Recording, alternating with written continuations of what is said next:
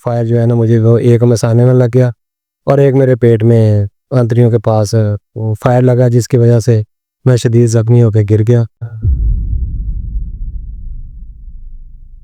जब भी याद आती है मैं अपनी माँ को, और एक साथी जो है ना वो अपने फायरिंग की वजह से वो हलाक हो जाता। बिला ताखीर जितनी जल्दी हो सके मुझे डीएच की बिहाड़ी एडमिट करवा दिया गया। अब भी मैं फिजिकली तौर पे तो फिट नहीं हूँ, ज़्यादा से ज़्यादा 10-15 मिनट में बैठ सकता हूँ या लेट सकता हूँ, यही मेरी ज़िंदगी का मामूल है। मेरी ज़िंदगी को ना 24 घंटे खतरा लाहक रहता है। जिस महकमे के खातिर हमने अपनी जान की कुर्बानी लगाई, उसी महकमे ने हमें। अस्सलामुअलैकुम। पंजाब टुडे एचटी के साथ मैं हूं आपकी होस्ट नूर फातिमा और मैं आपको हमारे प्रोग्राम हमारे हीरोज़ में खुशामदीद कहती।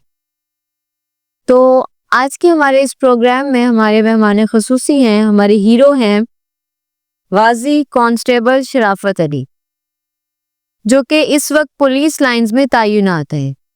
होता कुछ यूँ है कि 2019 में माचीवाल में चक नंबर 21 WB में ये डाकुओं की गिरफ्तारी के लिए निकलते हैं। जब ये डाकुओं की गिरफ्तारी के दौरान उनका ताक़ुब कर रहे होते हैं तो उस वक्त डाकू जो हैं वो अंधाधुंध फायरिंग स्टार्ट कर देते हैं, जिसकी बिना पर ये जख्मी हो जाते हैं। तो आइए हम अपने आज के हीरो अपने गाजी से गुफ्तगू का आगाज करते हैं। अस्सलाम वालेकुम सर, कैसे हैं आप? वालेकुम अस्सलाम, अल्लाह पाक का शुक्र। फर्स्ट ऑफ ऑल हम आपकी ब्रेवरी और आपके करेज को सल्यूट करते हैं। और अब आप हमें ये बताएं कि जब इस वाक़े के बारे में बताएं कि कैसे पेश आया, कब पेश आया, और इसके सारी सिचुएशन के बारे में बताएं कि उसका क्या सिचुएशन थी। अस्सलाम वालेकुम मैम। वालेकुम सलाम। सबसे पहले मैम जब हम ड्यूटी पर थे 2019 तकरीबन 2019 9 दिसंबर 2019 का दिन था। ये संडे वाले दिन हम अपनी रूटीन गश्त के दौरान अड्डा रत्ता टिब्बा नाकाबंदी पे हम बैठे हुए हैं। अचानक एक मोटरसाइकिल आता है जिसे हम रुकने का इशारा करते हैं, लेकिन उस मोटरसाइकिल पर 3 सवार होते हैं, लेकिन वो मोटरसाइकिल रोकते नहीं हैं। वो नाकाबंदी क्रॉस करके दौड़ लगा लेते हैं। जब हम उनको तक का पीछा करना शुरू कर देते हैं, रत्ता टिब्बा से तकरीबन 4-5 किलोमीटर आगे आता है अड्डा स्थाई भट्टा। उधर से लेफ़्ट राइट रोड मुड़ता है, चक 3WB, उस तरफ वो दौड़ जाते हैं। हम भी उनके पीछे पीछे 3WB पहुँचते हैं। जब 3WB चक का चौक क्रॉस करते हैं तो आगे वो 21WB आता है, उस चक में वो दाखिल हो जाते हैं।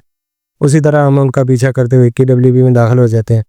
21WB में जब चौक के दरमियान में हमारा एक दूसरे के साथ, यानी कि हम उन्हें दोबारा फिर रुकने के लिए इशारा करते हैं, और जैसे ही रुकने का इशारा करते हैं वो लोग बाइक फेंक देते हैं और अपना असला निकाल कर ना वो अंधाधुंध फायरिंग कर देते हैं।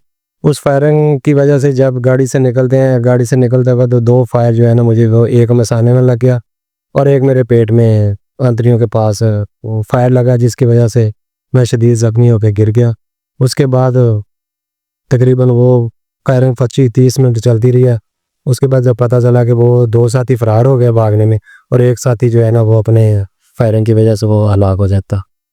ये थी उस दिन का ये जो हुआ था ये।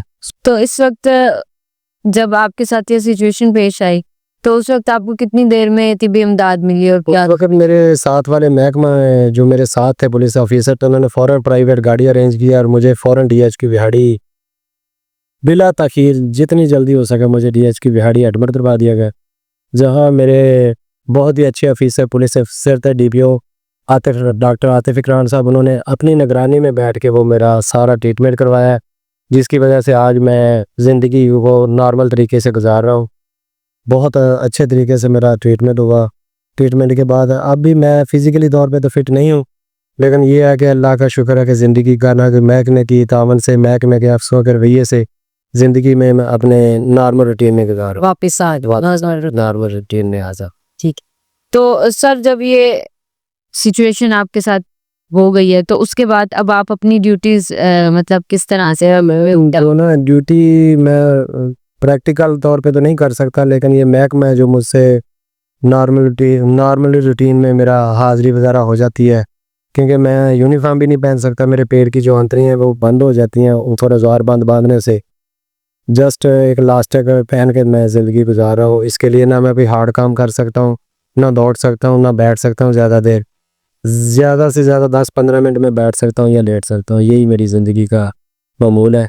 तो ये जो आपको गोलियां लगी हैं, गोलियां निकली हैं या अभी आपके अंदर? एक गोलियां मेरी निकल गई थी, मेरे 4 ऑपरेट हुए हैं जी। पहले ऑपरेट के दौरान उन्होंने पेट वाली गोलियां निकाली, उसके बाद मेरा नीचे वाला हिस्सा जो है वो 9 माह डैमेज रहा है, बेकार रहा है। उसके बाद मेरा दोबारा आंतड़ियाँ वो जोड़ के दोबारा उन्होंने मेरा ऑपरेट किया है। उसकी वजह से ना वो मेरी जो बंदिश है ना नालियों की, वो नहीं ओपन हो रही, और मेरे पेट पे जो है ना वो मांस नहीं है, एक एंड वाली झिल्ली है जो किसी भी वक्त यानी कि कुछ चीज़ सख्त लगने से या हाथ वगैरह लगने से वो फट सकती है, जिसकी वजह से मेरी ज़िंदगी को ना 24 घंटे खतरा लाहक रहता है। आपने बहुत बड़ी कुर्बानी दी है बस ये अवाम के लिए। अवाम की मोहब्बत का असर है, से माँ बाप की दुआएं हैं जो हमें इस वक्त तक जो है ना लाए हुए हैं। नहीं, ये बहुत बड़ी कुर्बानी है। हम आपकी इस कुर्बानी को जो है सल्यूट पेश करते हैं।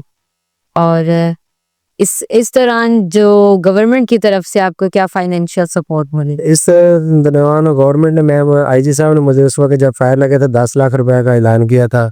उसके बाद ये जो मेरा इलाज हुआ ये सारा मेरे महकमे ने करवाया, डीपीओ साहब ने करवाया था, सरकारी तौर पे मेरा इलाज हुआ है।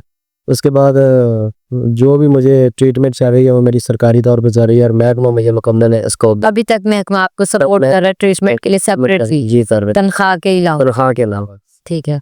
और ये जो आपका बैच है, ये मुझे आईजी साहब ने गाजी इकरार दिया है, जंग में जो गाजी हो गए थे, आईजी साहब ने मुझे ये नाम के तौर पे गाजी मेडल नवाजा है, जो हमारे सीने पर हर वक्त चस्पा रहता है। ये हमारी बहादुरी का हमें हौसला देता है कि हमें महकमे ने दूल्हा नहीं हमें याद रखा हुआ।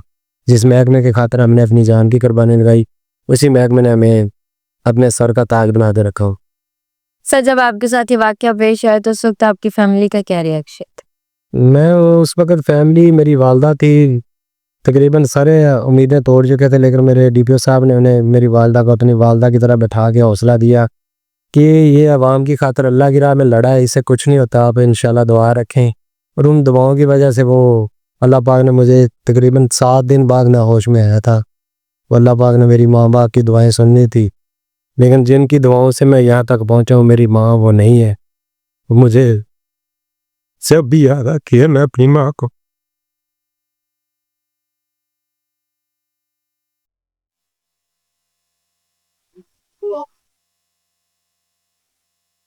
ये बहुत बड़ा गम। फंस मैम, जब भी याद आती है माँ की कब्र पे जाके हाजिरी दे आता हूँ। बाकी ये महकमे का शुक्रिया, मेहरबानी है कि वो हम जैसे को याद रखा हुआ ऐसी है। किसी भी इवेंट में हमें बुला के इज्जत दी जाती है, जिसकी वजह से हमारा हौसला बुलंद हो जाता है कि ये महकमा हमारे साथ था।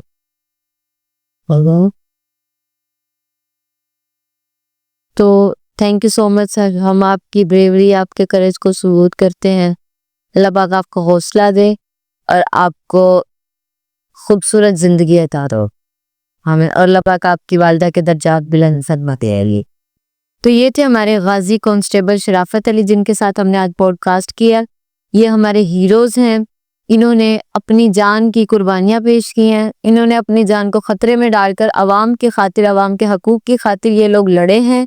और अल्लाह ताला इनकी ज़िंदगी में, हमारी दुआएं हैं कि अल्लाह ताला इनकी ज़िंदगियाँ आसान करे और मज़ीद इनकी ज़िंदगियों में खुशियाँ भरे। Thank you so much. मिलते हैं अगले प्रोग्राम में। अल्लाह हाफिज़।